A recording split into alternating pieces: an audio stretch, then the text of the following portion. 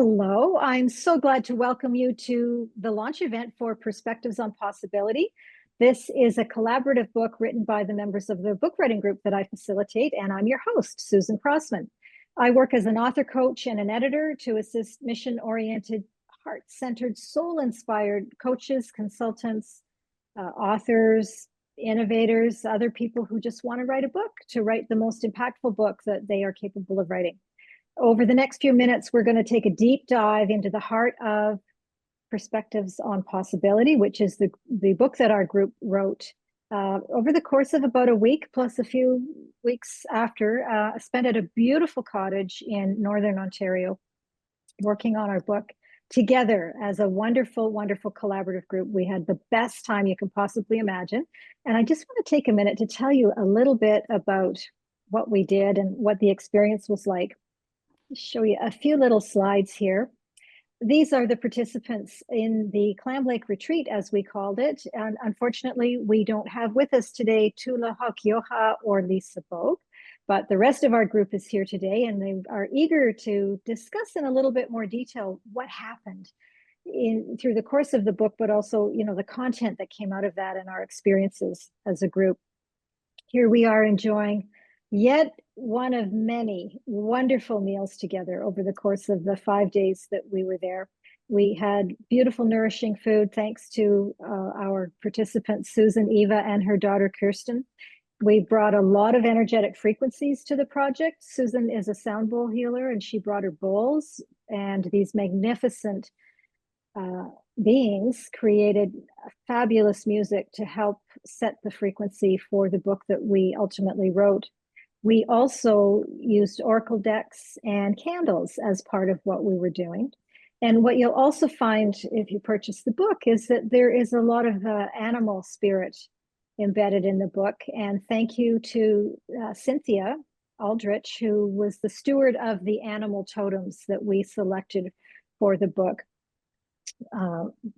Just so you know, here's what came out of the book. There were 7 chapters that we collaboratively selected as topics that we wanted to contribute to. And the animal totems, as you'll see there as well, are there as well. Our goal in creating this book was to make a difference in the world by sharing perspectives that people may not have considered before in their effort to live more impactful, fulfilling, productive, and joyful lives. We've had a lot of fun doing this, and I hope you'll join us in celebrating this book today. We're glad that you're watching. If you'd like to purchase the book, I invite you to find it on Amazon. It's called Perspectives on Possibility, and we will make sure that the link is available wherever you're watching this, so that you can purchase the book. What we're going to do today is just spend a few minutes talking about the ideas and philosophies that came through the book as we were writing it. And we have our group members here. We're going to start with one question, which is also the name of a chapter. What if nothing is as it seems? And we're going to start our little conversation off with, if Susan, if you wouldn't mind letting us know how you feel about what if nothing is as it seems.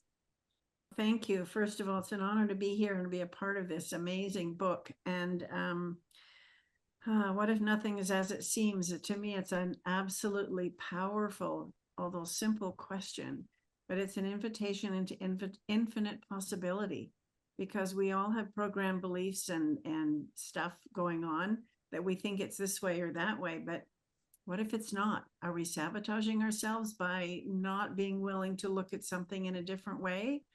And, this book offers many different perspectives to help the reader kind of get used to looking at life in a different way. So I think it's a beautiful question. And I have an example of that. I have a younger sister, 11 years younger than I am. When she was about 10 or so, she figured out that there was no Easter bunny. And she went to my mother and she said, "There isn't any Easter bunny, is there?" And my mother told her, "No, there isn't." And she went back in her room and came out about 20 or 30 minutes later and said, "Well, if there's no Easter bunny, then there's no Santa Claus either, is there?" And my mother confirmed that, and she was devastated, but she actually figured it out for herself. And I think that that is the what if nothing is as it seems is what it's what we're trying to do, I think, in each of our own ways, is um, encourage creative and individual thinking. Oh, thank you, Cynthia. Yeah, I love it. For me, nothing is as it seems is both a warning and an invitation.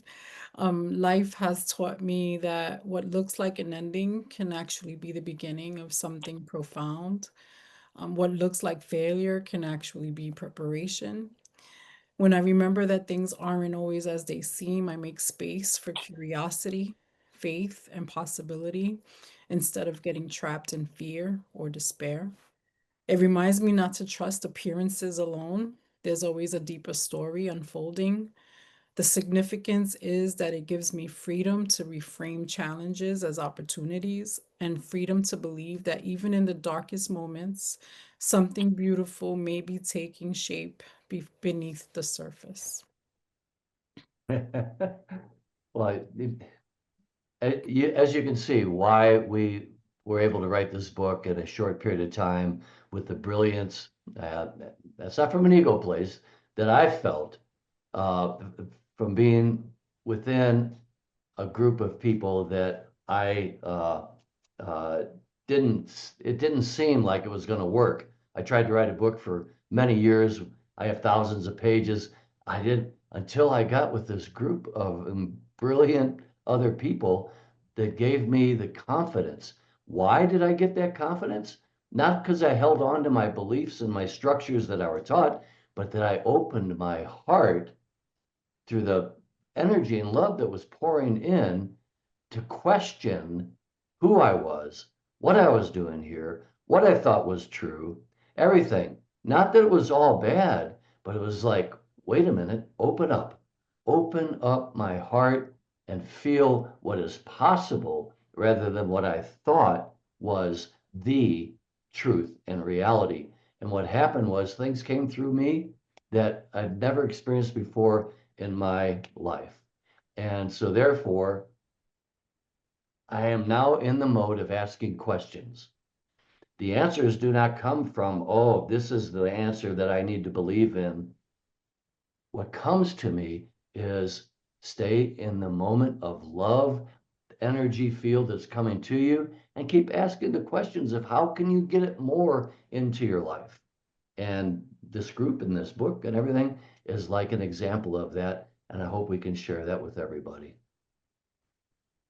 Oh, beautifully said, everybody. I love this stuff. We're going to move now on to the next topic, which is the second chapter in our book, which is about grief. And our question about grief today is, how does embracing grief allow us to grow in love? And I'd like to start with you, Lydia. Can you kick us off with a conversation around that? Yes, yes. For a long time, I didn't know what to do with grief. I resisted it and it hardened me. I used to say I am melancholy and love rainy days as if it were my personality type.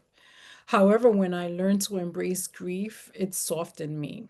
It cracked me open to the depth of my own humanity, and I found so much grace there. It made me tender toward others, more compassionate, more willing to love fully. Grief teaches how fragile life really is, and by facing grief, I've discovered that love doesn't end, it actually expands. Oh my gosh, that's beautiful, Lydia.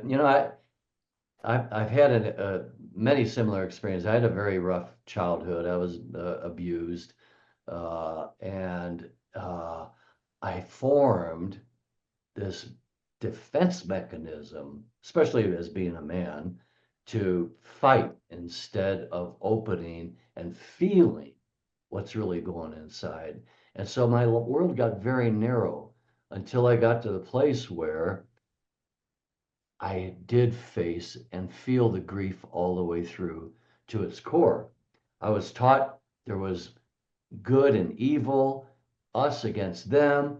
And so grief was in that place of them, and do not follow that. And what I learned after I opened my heart is that grief and love are interconnected. The grief is the pain of not feeling love, but you can't feel the love that you can have until I couldn't, until I was willing to feel the pain of the grief. And I ended up with a gratitude for, thank you for everything that's taught me how to be who I am if I'm truly open and available to experience it instead of defending against it. And when I did, I felt a love like I'd never had before. Beautifully said, John. Oh, all of you just inspire me so much. Grief for me is grief is really love with no place to go. And when we look at it that way, when I think of the moments, the times of my life where I felt deep grief, there is that deep, deep pain. But it's a deep reminder that I am a sensory being. I feel, and the depth of the level of grief and pain that I can feel is also showing me the level of joy that is possible. And I know that I won't be in that grief, that pain for a long, long time. I know it's just something I need to process and feel it and let it be. And I found, in those times when I felt my heart was broken and feeling the grief of that, in truth, it cracked my heart open and it exposed a deeper love that I didn't even know was there. And I'm just very grateful for it as well. And when we embrace those feelings, it invites all those other emotions that comes from the depths of our soul, and it shows us who we are. So when we look at it differently, everything changes. Yes, it's so wonderful to hear everybody talking about feeling their grief, because grief encompasses all emotions. I've found there isn't anything that's apropos, that isn't apropos, isn't appropriate in feeling grief. And I found that when I embraced my grief, it allowed, the pain was there, but it allowed love to stay present and allowed my heart to stay open. And in that process, my love continued to open and grow, open my heart and grow. And joy came in, and there was a twinge of like a little bit of, oh no, is that okay? And now, of course, it's okay. It allows the joy that comes in, even when you're feeling pain, allows you to be able to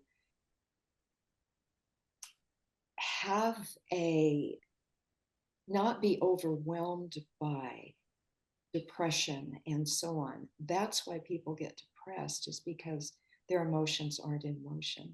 So yes, I encourage everyone to feel their grief and allow it to move with them. And because the love never dies. Right. Remember that the love never dies. The love is always with us. Yes. Agreed. Yep. Thank you so much, everybody. That's it for today.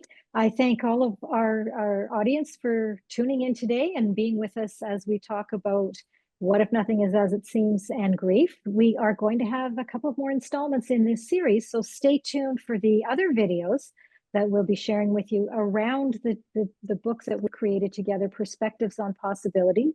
I also really encourage you to find the book and purchase it and enjoy it. This is just a taste of what you'll find inside the pages of this beautiful book. I'm so honored to be part of it and to have been on this journey with these magnificent authors as we've found our way to new perspectives on possibilities ourselves. So we'd love it if you'd enjoy the book and stay tuned for our next chapter in our series.